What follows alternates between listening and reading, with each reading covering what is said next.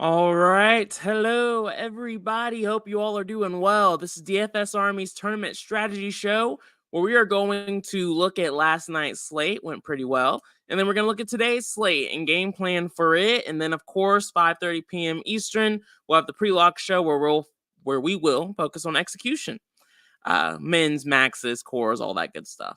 So let's start off by looking at last night. Like I said, it was a good one. I was not able to do a pre-lock show last night. Got a little bit busy, but then also waiting on that Sixers news, I knew was going to be important. And so we didn't get that until later. So I just had my leverage plays, cord plays, and we just went from there. And it actually ended up working pretty well. So first things first, we talked about it on this show yesterday. I was like a chalky Victor Wembanyama. I've been one of the biggest Victor Wembanyama fans really since the beginning. I've been playing him for DFS on almost every slate, but when he's chalky, that's when I'm willing to take a little bit of a step back. So I did match the field, but DFS Army members, you all know he was not a core play for me yesterday. Instead, we had my guy Anthony Edwards in that spot. My strategy was to get over the field on every stud not named Victor Wembanyama last night, and that worked out pretty well. Like I said, was a positive night. Malachi Branham was someone that we had plenty of exposure to naturally in the domination station. Didn't need to force that. Anthony Edwards also happened naturally, but again, I did limit Victor Wembanyama, so I don't know if that was the case for everybody. Jimmy Butler, I forced some exposure to, but didn't have enough to really have a major impact.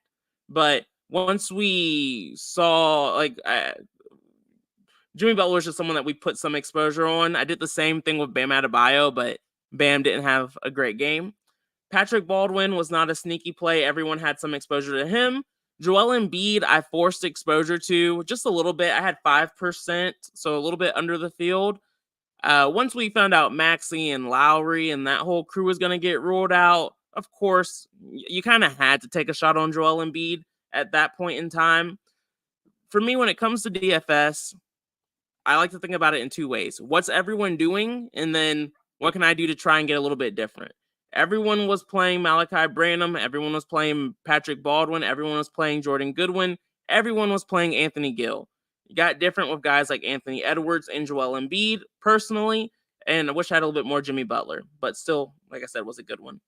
Omer Yesvin was in the mix as a viable value option. I liked the Celtics big a bit more than Omer, but that's probably, he was 1% owned. That's probably the one spot I got actually wrong yesterday. So it was a good one. We got to celebrate the wins when we can, because yesterday was one of those very, very positive ones. So love to see it when that happens. But it's a new day. Let's look at today's slate. Let's start from scratch all over again. Most of these teams played last night. I think the only ones that didn't were the Cavs and Magic. So every other team is on the back end of a back-to-back because we had that gigantic slate yesterday. But we have a nice 6-gamer today, so let's jump into it. We're going to start off with everybody's favorite team. We have the Memphis Grizzlies going up against the Cavs. This is a pretty interesting spot because the Cavs have something to play for when it comes to seeding, whereas the Grizzlies haven't had anything to play for in a long time, but they have young players who are just happy to see some minutes. The important thing here is Luke Kennard. He's listed as TBD. If Kennard plays tonight, my interest in the Grizzlies only goes down. Brandon Clark is already ruled out. We're still waiting on Santi Aldama. Similar situation. If he plays tonight, my interest in the Grizzlies go down. Jake LaRavia, Lamar Stevens, Watanabe, they're all listed as TBD. So we have a good amount that we're still waiting on right now when it comes to injury news for the Grizzlies tonight. I don't like the matchup already going up against the Cavs, but if we see Kennard, Aldama, Concher sit once again, I'm comfortable going back to LaRavia, going back to Stevens, even though he disappointed us last time out, going back to Jemison, but a lot of it's just going to depend on who actually ends up playing here. I do think we'll at least have some value options in Jemison, but again, let's just wait and see what happens here. Just a team I'm planning on having exposure to, but I'm not going to be too excited about them because they do have a tough matchup. The only silver lining here is that since the Cavs have something to play for, which is something that we can't say about very many teams on the slate today, hopefully the blowout happens fast and the matchup for some of these Grizzlies end up being a little bit softer when some of the starters for the Cavs are on the bench. But we'll see. That's a lot of narrative, a lot of yapping. Who knows what will actually happen there, but hopefully have a little bit of a softer matchup than going up against the starters this entire game. For the Cavs, they're healthy, and that makes them not very interesting from a DFS standpoint. You can take shots here. Let's look a little bit closer at the matchup itself. Because the matchup against the Grizzlies is something that we're never worried about. Personally, I like playing bigs against the Grizzlies more often than not. They are giving up the 7th most fantasy points to versatile bigs, 8th to post bigs. So we've been playing bigs against the Grizzlies all season long. What I don't love about the Cavs is just that they're healthy, and especially a team that has 2 bigs like Evan Mobley and Jared Allen is really pretty hit or miss when it comes to them, especially when you take into consideration that there's a bit of a price difference. We're not really getting any true value on either one of them. Let me see if they're standing out in the sim. Jared Allen's not. Evan Mobley has a little bit of upside, but still hard to get overly excited about any of the Cavs in this spot, which is unfortunate. But like I said, I'm okay with Mitchell, Allen, Mobley as one-offs, but no one's standing out for me too much as someone I'm trying to force a lot of exposure to, or really any at this point. Low game total 2, not expecting it to stay close. What's good, Tony? Said, do you think the refs are letting the players play, or are they being told to swallow their whistle? Celtics versus the Bucks, only 2 free throws between both teams. I think in those competitive games where you're seeing, I think it really just comes down to the ref, to be honest. I think you see some refs who don't really care what the game environment is. They're still just going to blow that whistle if they see it, or even if they're just making a BS call. But other refs, I think, do understand that some games are a bit more important than others. And I think you saw that in that last game, Celtics versus Bucks. But, who really knows? Mr. Five, what's up, man? Personally, when it comes to DFS, I don't try to overthink it too much. I know some people get really into the weeds, but I've had a lot more success. And yesterday was a pretty good evidence of that. It's just trusting the data and statistics I follow, and then also realizing spots where we can get some leverage off of high-owned players that I don't personally love is usually the way that I like to go about it. So yeah, that first game is a little bit gross, has the widest spread on the slate. Not a game I'm trying to force too much exposure to. The Hornets are a team that also are just really bad, going up against another bad Hawks team. Both of these teams, all of these teams are pretty locked into where they're going to be. They have nothing to play for. The Hawks are going to be the 10th or 9th seed. So I guess that could be something that the Hawks play for tonight. But this should be a pretty easy win for them going up against the Hornets. What I don't love is taking shots on Bridges and Miller when they don't have a lot to play for. Haven't seen a ton of ceiling for them. They have a little bit of Miles Bridges showing up in my early runs. I'm okay with it. I don't want him to be anywhere close to being a core play. The matchup is great, though. I just don't like paying up for Bridges and Miller when they don't have too much to play for. Mishik has shown upside. I wouldn't be mad if he shows up a little bit, but hard for me to prioritize him for the same reasons we've been talking about. Grant Williams, he burned us last night. He was not great. He was not looking good out there. But he's still cheap, and this matchup is also extremely soft. So if there's any Hornets I'm actually okay and comfortable playing, it's Grant Williams in this $5,400 spot, assuming he continues to start. Outside of that, Trey Mann is showing up for me a little bit, but again, not someone I'm trying to force exposure to. The Hawks are lucky. It looks like Trae Young might be coming back sooner than a lot of us thought he would. So there's a chance he could play today. Personally, I'm not expecting it. If Trae Young plays tonight, I'm not playing any of the Hawks. Maybe a little bit of Bogdan or Hunter, but Trae Young would really make this team grosser than they already are. We're not getting any discounts on the Hawks. We're playing them because of the soft matchup against the Hornets. DeJounte Murray is just someone that I want exposure to When Trae Young is out, he's just doing everything for this team from an offensive standpoint, and I need exposure to someone like that on a 6-game slate. Bogdan Bogdanovic, DeAndre Hunter, I like the upside they have. Hunter, I like a bit more on this slate, especially at their price tags if Jalen Johnson gets ruled out. I forgot to mention that. Jalen Johnson is listed as TBD. If he plays, he's a very viable DFS play. If he doesn't play, that's what increases my interest in Hunter. Bogdan, I'll probably just have some exposure to close to field weight just because of the matchup. And then no one else is really standing out for me too much. Let's see, do any other Hawks show up? Have a little bit of Capella showing up by himself, but that's about it. I like the Hawks, but not enough to go too crazy on them. What's up, Thomas? I hope you had a good DFS day yesterday. It was a good one. Yesterday was a good turnaround day. Let's see. For the Raptors tonight, they are looking a little questionable. Grady Dick is TBD. DJ Quarton is TBD. Jonte Porter's been out for a while. I don't like picking on the Nets. I know it doesn't look like we have RJ Barrett in, but RJ Barrett's playing relatively healthy. Grady Dick playing or not playing doesn't move the needle for me too much. If he gets ruled out, that is a soft boost to guys like Gary Trent and RJ Barrett. Just solidifies their role tonight. Even Freeman Liberty, I know he had a decent game last night as well. But ultimately, Raptors aren't a team that are standing out for me too much because of the matchup. Didn't stand out in the sim model. And was there another reason? I don't really like their price tags either. They all just seem like they're priced where they should be. Per usual in those spots, I'm okay with one-off shots, just not guys I'm trying to build my lineups around.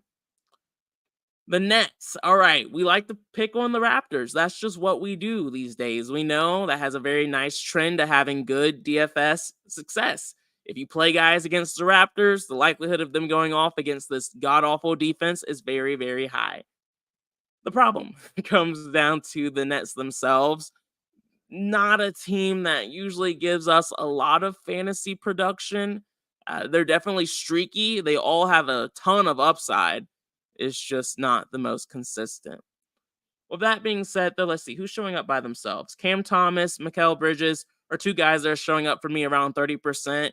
They're the two guys I want to make sure I have exposure to. I don't have a like or anything on them because I would like for them to show up around this 30% number. We are still waiting on ownership, so that might make me adjust things some.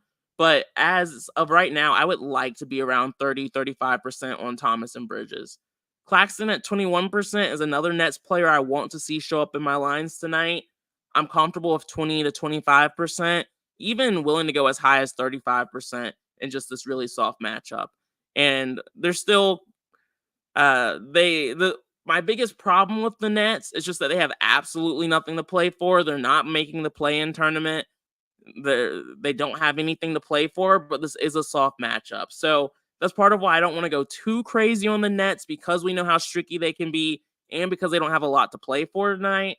But I'm able to still realize that this is a soft matchup, and hopefully they do just go out there and do their job and dominate in a soft spot for them. Schroeder's fine. Dennis Schroeder, he's okay. He's showing up for me around 8%. I don't like him as much as I like some of the other Nets players, but him showing up naturally is okay. And none of the other Nets stood out for me. Mavericks, of course, these guys played last night. Josh Green is TBD. Greg Brown is TBD. Team's looking pretty healthy going up against the Heat, a team that I rarely like to pick on. Dallas Mavs, they've already solidified their spot in the playoffs. They're probably going to be the 5th seed, almost for certain. They could try to make a push for the 4th, but I doubt they're going to hit that. I am not overly excited about the Mavericks tonight. I think they will go out there and compete and try to win, but the matchup against the Heat's a tough one. And the Miami Heat also have something to play for as well when it comes to seeding. And so, especially with the Heat, let me make sure I'm remembering this correctly.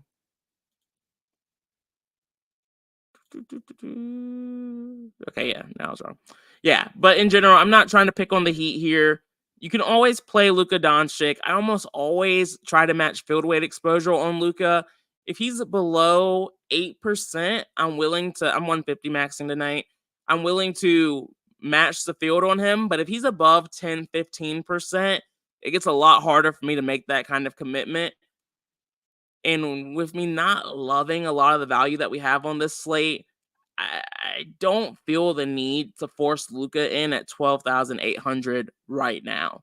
My opinion on that could change as we get closer to lock, especially if it ends up being super low owned. But as of right now, I'm okay not forcing exposure to him, especially on the back end of a back to back and a tough matchup in one of the lowest total games on the slate. For the Heat, another team I'm not super excited about, but we do need to keep an eye out for injury news. Tyler Hero is uncertain to play, so we have no idea what's going to happen there. Terry Rozier is listed as TBD. If they both miss tonight, we can get some decent value options from the Heat. I'll be looking at guys like Jaime to step up a little bit. Wouldn't shock me. I'll be curious to see what else they do with the guard situation.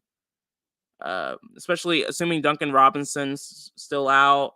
Maybe we see some Patty Mills, Delon Wright. Wouldn't love those plays, but could be a little bit more viable. I think Jaime would be the main beneficiary, though. I need to dig a little bit deeper into that, but that's what would be my educated guess if they both miss this game. Let's see. And then Bam Adebayo, hoping he's low owned tonight. Probably going to be a leverage play for me if he is as low owned as I hope he will be. Matchup against the Mavs is relatively neutral these days. Not the soft matchup it was last season, but Bam at 8,500, a little bit too cheap. He hasn't been in the best form lately. He's disappointed us in pretty soft matchups like the Hawks, the Pacers, Houston without Şengün, Philly without Embiid. So he hasn't been in the best form, but I still like this spot, especially if he's low owned. Kind of similar to Doncic. If he ends up being above 15% owned, probably not going to be someone I go out of my way to force too much exposure to, but I like this spot for him. Jimmy Butler's fine. He did well last night, but it feels like chasing him. Martin's okay, but I think we have better value than that. All right. The team that everyone wants to talk about is the Spurs going up against the Thunder. For the Spurs tonight, Victor Wembanyama is uncertain to play. This is huge news because what happens with Victor is super important for this team. If Victor Wembanyama plays tonight, he's going to be someone I force a lot of exposure to, potentially a leverage play, just because I expect him to be relatively lower owned tonight since he disappointed so many people last night. But if he doesn't play, then the Spurs become a bit of a shit show. Keldon Johnson's already TBD. Chetty Osman's TBD. Dominic Barlow is TBD. Barlow matters because we've seen him have some extended run before. Voice is going out on me. We've seen him have some extended run before when Victor's out. So there's quite a few options Pop could have here for what he wants to do minutes and rotation wise. But for now, assuming Victor does sit on the back end of a back-to-back when they have nothing to play for, I'm going to make sure Zach Collins is a priority for me on this slate. Trey Jones also is just, he's been pretty solid and sees a massive boost without Victor Wembanyama. Champagne's fine. Sandro is also fine at 4,500. And then Malachi Branham at 4,400. I get a little bit more nervous about, but if Victor's out, he sees a nice increasing usage as well. And so I'm a little bit more open to taking shots on him. And then we'll see what happens with the starters at center if Victor does miss this game. But again, if Victor plays, you can erase pretty much all of that besides Sandro and Champagne. And Trey Jones will still be an okay play. But Victor Wembanyama will be my top priority in that situation or scenario. For the Thunder tonight, they are the lucky team that has the extremely soft matchup going up against the Spurs. It's a little weird because the Thunder have solidified their position. They're going to be in the playoffs, but they can still contend. They can still contend for that first overall spot in the Western Conference. So they still have something to play for here. Should be a pretty easy win for them tonight, especially if Victor doesn't play. SGA is someone I want to at least match the field on. Ideally, I'll be over the field. Will totally just depend on where ownership falls. Jalen Williams is also a priority for me, as is Chet. All three of these guys are guys I want to force in, and I will force in. Ownership will just depend on if they're going to be leverage plays for me or if they're just going to be guys I'm going to be over the field on.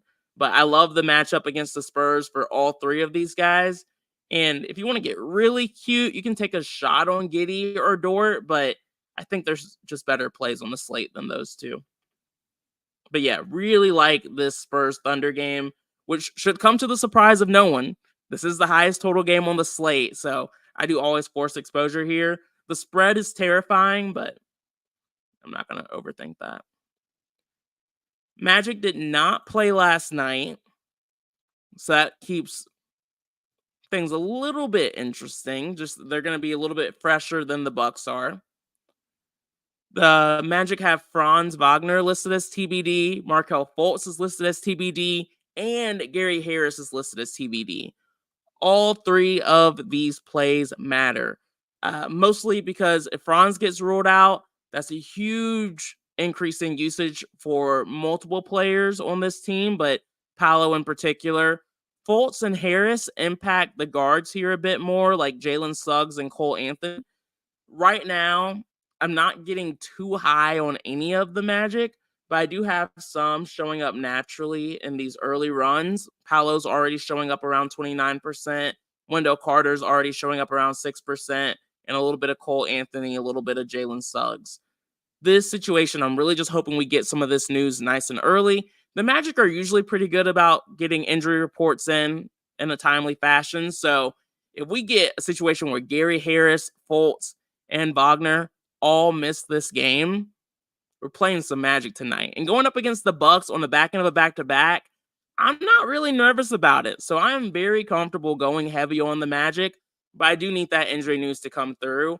If they're healthy, I want exposure to guys like Cole Anthony, Wendell Carter Jr., Paolo Banchero, but they won't be priorities for me. They're just guys I'll probably have somewhere between 10 and 25% of. The Bucks are another team that are going to be absolutely wild tonight. We already know Giannis is going to be out of this game. Thankfully, he doesn't have a serious injury, or it doesn't appear to be super serious. So it's really just we're just gonna have to wait and see when that calf injury starts to heal for him. But for now, they don't have Giannis, which is already a really big deal. Chris Middleton is listed as TBD. Beauchamp is TBD. And the Bucks are still in a situation where they're trying to win some of these games. So they have something to fight for. Similar situation with the Magic. They're just playing for seeding. They can still get as high as the second seed, which is where the Bucks are. So the Bucks are trying to maintain that number 2 seed, which means they have something to play for. I do think the Magic probably win this game tonight, but I think the Bucks can get close. Lillard is someone I'm looking at. Brook Lopez is someone who's on my radar. Bobby Portis is especially on my radar. The matchup against the Magic is a tough one, and that's what's making me go back and forth on it. The price tag on Portis at $6,700 is not bad, though. So I'm all right with it.